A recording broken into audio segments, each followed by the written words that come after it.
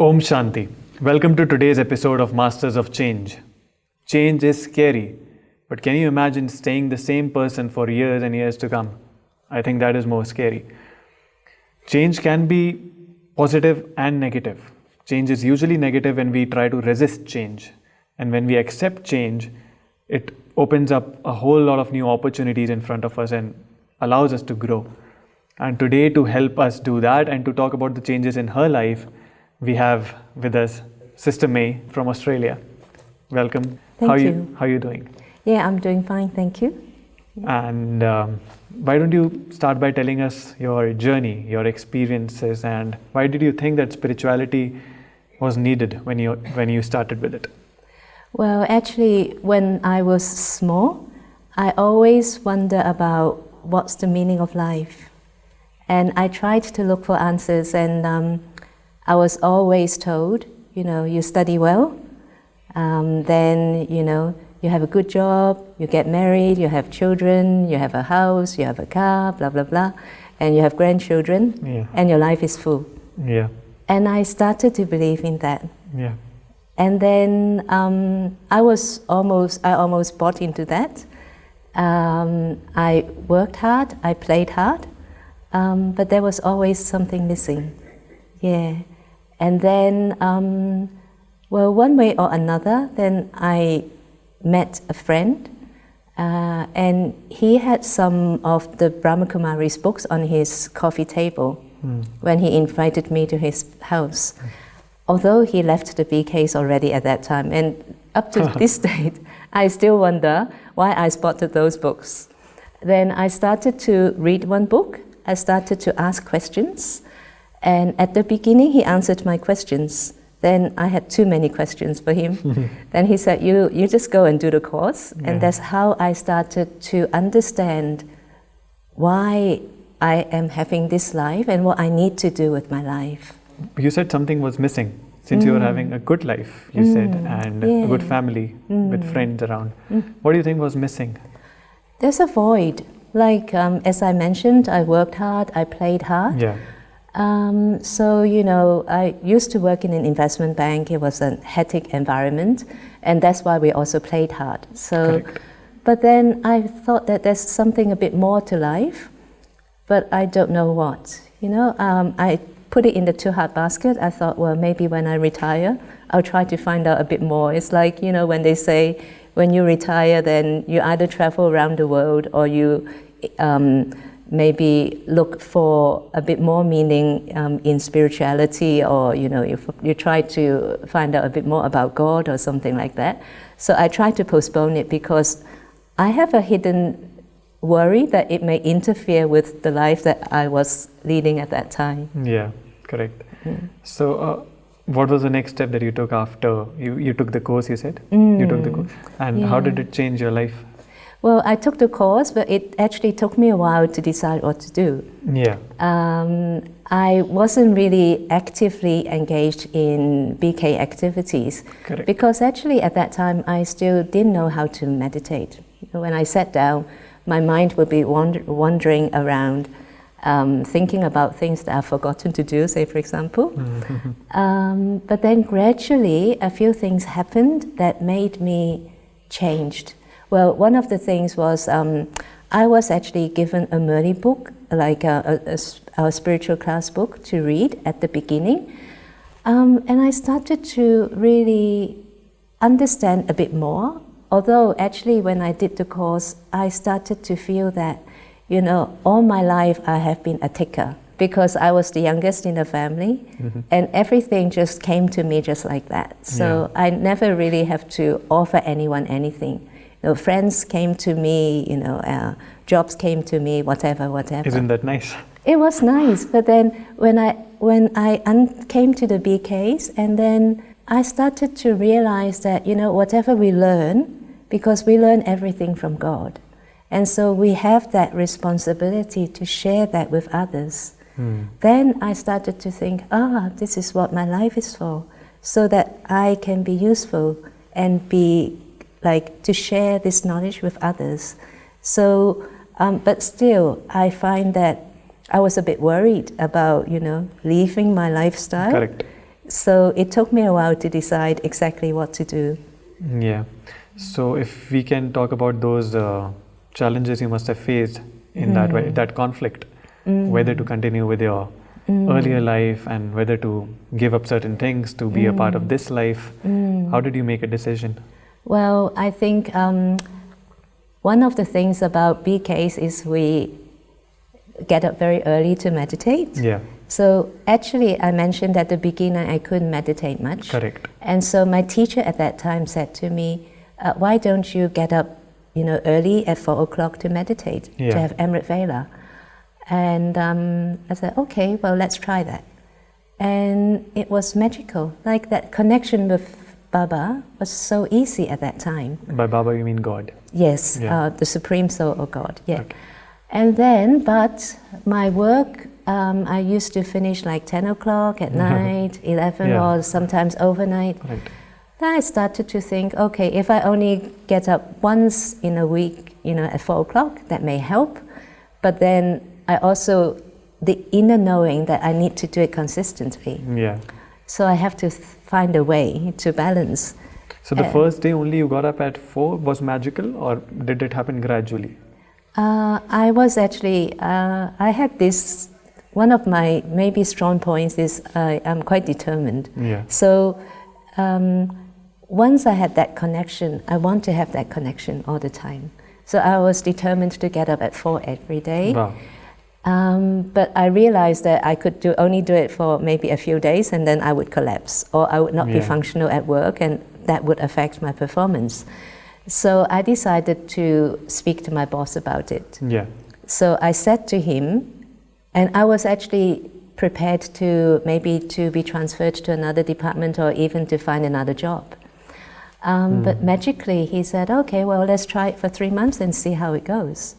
And that 3 months just continued on. So I think in It all between, worked out, yeah. I think Baba must have a percentage of help there. Yeah, I'm sure. Yeah. So it was gradually you brought that changes which were needed in your lifestyle because of the experiences that you were having from your meditation early morning. And so how did your friends, you must have had a group of friends with whom you must have been going out, like you said, work hard and play hard. So how did those friends think about your change, and how did your family think about it? Did it welcome it, or? Well, my friends, when I started to, leave work on time, they started to wonder what May is doing. And then when I told them, I was quite innocent at that time, and I've always been quite honest, Yeah. So I said to them, no, I'm not going to stay late, I have to go home to sleep so I can get up early. They just laughed at me because I remember it was summer at that time, and at the beginning I calculated how many hours of sleep I need. So I thought if I sleep at 7:30, then I'll be able to get up before 4. And it was summer, so it was still bright daylight at 7:30, Yeah. and so my friends were laughing, are you crazy? I said, just leave me alone, let me try and see if this works. And of course they saw the change in me. They respect my change. Yeah. It's not that they were going to do it themselves. Yeah. I didn't have that power to make them change, but I'm content that You did. I'm happy with this decision of mine. And they started to see that, May has become more stable and more peaceful. So they inquire, they know what I'm doing, but I think it takes time for them to, to learn to meditate. One day I've invited them to programs, they have attended some programs, and I think that's where they are at. Yeah. So that's my friends. Yeah, you can't force anything on to anyone. No. Everyone has their own time. Correct. Yeah. As for my family, I'm quite lucky because I took knowledge in Australia, and most of my family members were in Hong Kong, or I have a brother in Melbourne, I have a sister in Auckland, so everyone is actually quite far away. Yeah. My immediate family is far away from me. But actually the first year I came into this knowledge, 3 of them came to visit me, just to check me out. And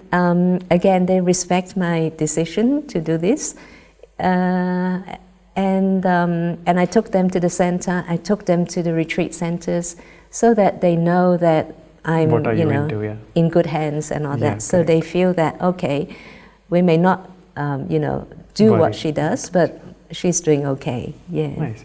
How old were you back then? I was 40 at that time. 40. Okay. Yeah. All right. So so it was quite a time. Like it was after some time that you had been living a life before that, and it changed. So had it ever happened to you that the way you used to do things must have changed? So sometime if you reacted in the previous way like you used to, and then you suddenly noticed that no, I wasn't supposed to react in this way. I'm sure that must have happened. So were you easy on yourself, or did you used to like ask too much questions, that why did you do it? Self-doubt. It might create self-doubt in some people. Well, some self-doubt and also a little bit of frustration at the beginning. Yeah. Because like we know what we're supposed to do. Like we get our teachings every day. We attend Murli every day. So we are reminded each day that, not to give sorrow, say for example, not to give sorrow and not to take sorrow. Correct. And then sometimes if I get angry, like at work, I got frustrated and all that. So although it was a bit less, but I still felt that I could do better. So at the beginning, I was feeling, there's quite a gap from where I was or where I am to where I'm supposed to be. So, and gradually, more and more, I learned to be more gentle on the self. Because otherwise, makes things a lot difficult. Yeah, this frustration is not getting me anywhere, and it will only not really take me backwards, but is actually a hindrance for me to move forward. So rationalizing, and also a lot of the time I have to get help from the Supreme. Because otherwise, without the help of Baba, I will still be my old self, those sanskars, those deep personality traits. Sometimes I felt that I've dealt with that, but then those came back up again. So it does take time and patience and so that would be your advice to people who are starting with, let's say, meditation and something new. So that would be your advice, to have patience. Yes, because at the beginning I thought I would be the last one to be able to meditate. And if I can meditate, I think everyone can meditate. And why don't you take us through some experiences which you which you would have had in your life that must have felt like the strength that you were getting from this meditation was being tested and was brought into test, and you could remain calm and relaxed. Were there any situations like that? Okay, perhaps I would share two experiences. Sure. When I first came into knowledge, then I remember one time after meditation in the morning and after doing some self-study, I went back to sleep, because that's on a Saturday, and usually Monday to Friday, you finish your meditation, finish class, then it's time to hurry to go to work after breakfast. But on a Saturday, I had the luxury to have some rest before getting onto other things on the weekend.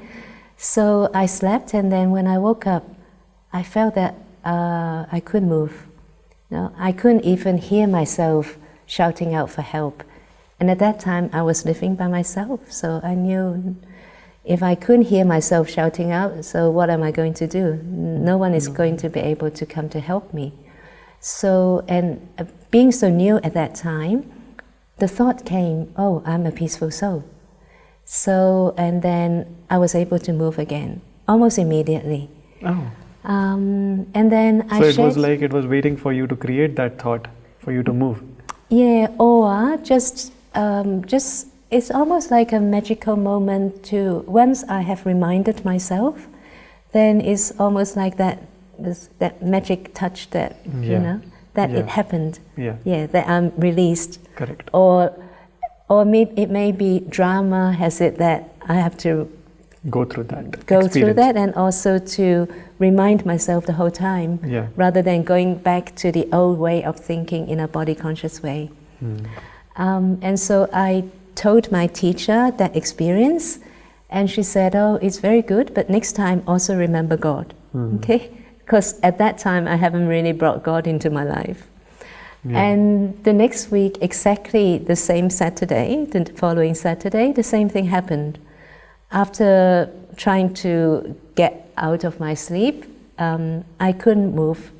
So, and at that time, I remember that I'm a peaceful soul, and also, "Hey, God, please come." And then I was able to move again. And with that experience, then I really was determined to bring Baba into my life, because he's like there's some kind of protection, you know? And there was one other time, actually, I remember. It was a small incident, but I was hurrying off to go back to the center after work. It was dark, it was winter, it was raining, and I was jaywalking.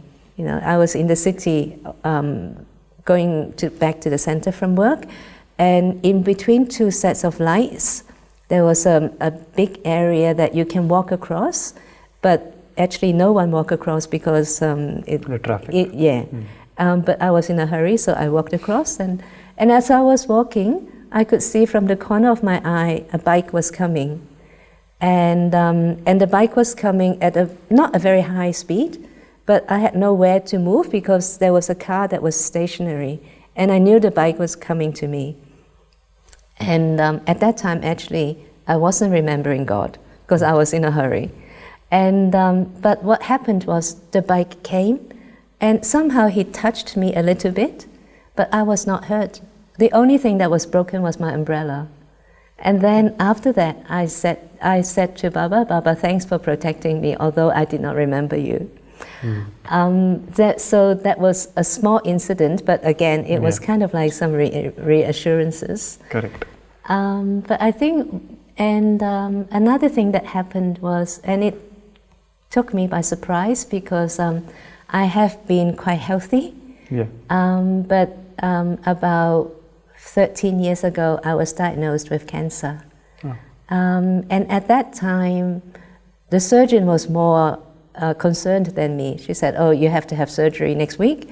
Then we're going to put you onto chemotherapy and radiation." And I said, "Okay." And I asked her, how much leave I need to take from work. She said, "Oh, maybe 2 weeks or maybe a month." So I thought, okay, I'll take 3 months off. But at that time, I remember the last day I was at work, I had that subtle thought that I would not come back. So I packed enough for me to, if I don't come back, I would not miss the things that I needed. But I postponed my surgery twice because I wanted to go to explore alternative ways. And then, but there was the thought that actually right from the beginning, the thought was everything is going to be fine. Nothing is going to happen to you. And I felt very peaceful the whole time. And I just thought, it's a bit funny to have this thought. I thought, oh well, I just have a holiday. Because I've never had such a long holiday in my life. Such a positive way to look at something which is so big. Yeah, but it was really, the whole time, at that time, I had extra time for meditation. I was living in a small center at that time. Everyone was concerned about me. No one was expecting that to happen to me. And so, and actually they were planning to send someone to come to help me. I said, okay, just wait. I don't know how much help I need, but I know that help was there, so that was good. But amazingly, everything happened very smoothly. And I think apart from, the assurance from God that everything's going to be fine, I think that the good wishes from the BK family, it was really amazing and it helped so much. And I saw friends that I made in the hospital or when we were waiting for our treatment. They had a lot more complications, but I had zero complication whatsoever. It was really amazing. And so it was also a way for me to learn how to care for others as well. Yeah. Because I learned to be able to empathize with others. Because actually, in the past, when people say that they are tired, they don't have the energy, I couldn't understand why. But I went through a bit of that because I didn't have a lot of energy midway through my treatments. But somehow, when there was a class or when there was a program, then energy came from nowhere. So and did you used to meditate during your surgery? Yes. Yeah. So you used to follow the routine? I follow the routine completely. Oh wow. Yeah. And yeah, so now that I think of it, I also think that it's quite a wonder. Yeah. And I don't want this to come back to me, but if it does, I don't know whether I will have that same energy to deal with it, but that's a waste thought, so I'm not going to think about that. But, absolutely. But I think also during that time, some energy will come, apart from that connection. It most possibly is the good wishes from others.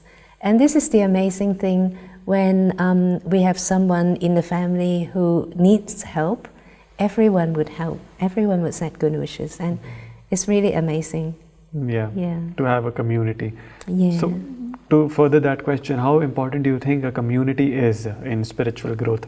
And can a person grow as much as he can spiritually, individually as well, if they set out on a path to grow, and if they have no community?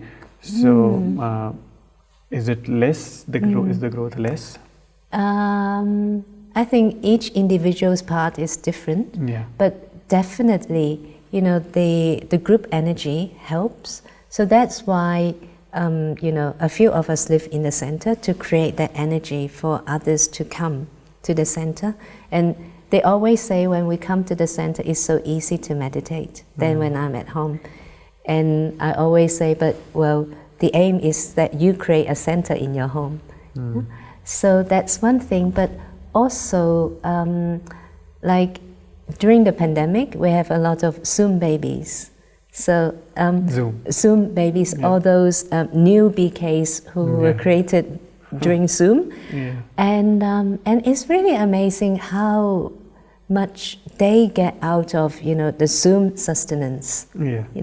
And so definitely company colors, that community, that common aim, that we all have that common aim to help others, to transform and all that. It really, really helps. And I've also seen others who maybe they have left the center or they have left this path. It's not so easy for them to continue. But as I said, everyone's path is different. Some come back and we welcome them back with open arms. Yeah. Correct. So did you ever go back to work since you packed your stuff and came before your surgery? Did you ever go back to your work? No, I retired. So that you had that correct feeling that you will not go back to your work. So what did you do after that? Did you join the center or what did? Yeah, well, actually before, when I was working full-time, I was living in the center, and after I retired, then actually for a number of years I was in the retreat center, like full-time, and then and since last year I moved back to the main center. So there's quite a lot to be occupied in the center full-time. When I was working full-time and living in the center, I was more like a part-time resident because I was only there really on the weekends to help. During the week, I had Merli, I had breakfast, and then I went to work, and it's only in the evening that I went back and maybe sometimes took the course or sometimes, help as security guard. Yeah.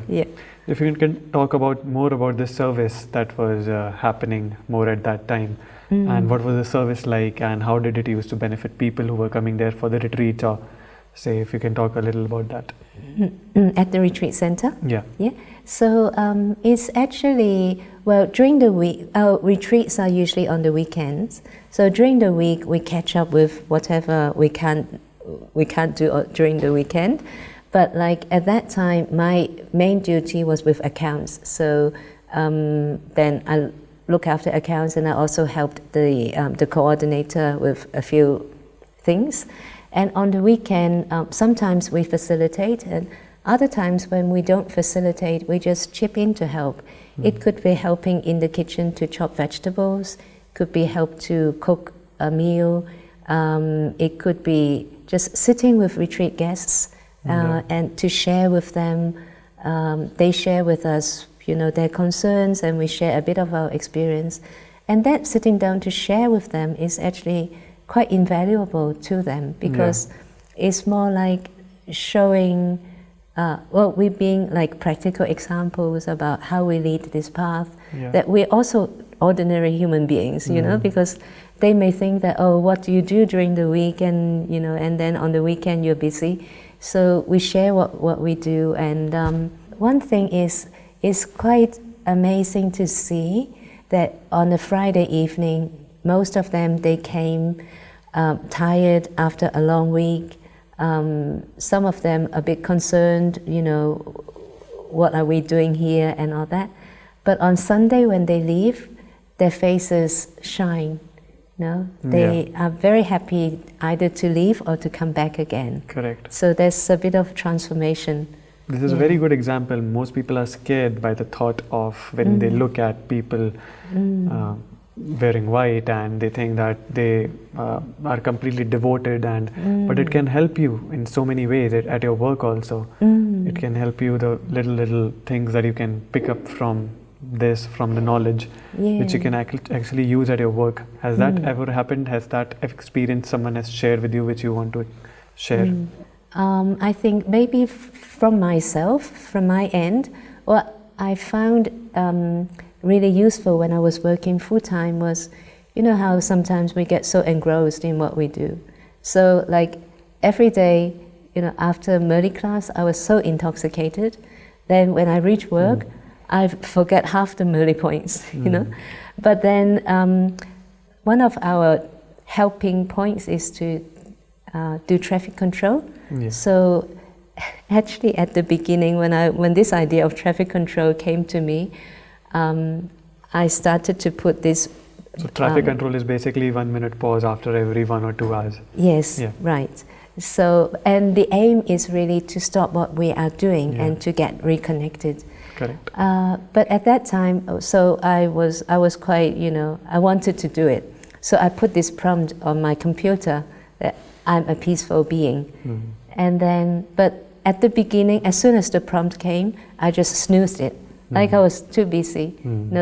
This 1 minute is going to affect my performance. I have no patience even to stop for 1 minute. But then one day I started to realize that, okay, if my boss calls me, then I would drop everything and go to him. Correct. But this pause is actually the calling of, the Supreme. And so why can't I, spare that 1 minute or half a minute? Because after that, I get that clearance or that, clear head, and my performance was much more efficient. So after that realization, then I started to really follow that. And that's really helped, because otherwise I would just get lost in, in all the busyness and all the, the competitiveness in the office and all that. But it was really a really good way for me to remain peaceful. Actually, one time, I don't know actually how my boss actually said to me once when I was having traffic control, he said to me, "May, are you meditating?" I said, "Yes, would you like to try also?" Did he try? Well, he's Catholic, so he knew what I was doing and he respected it.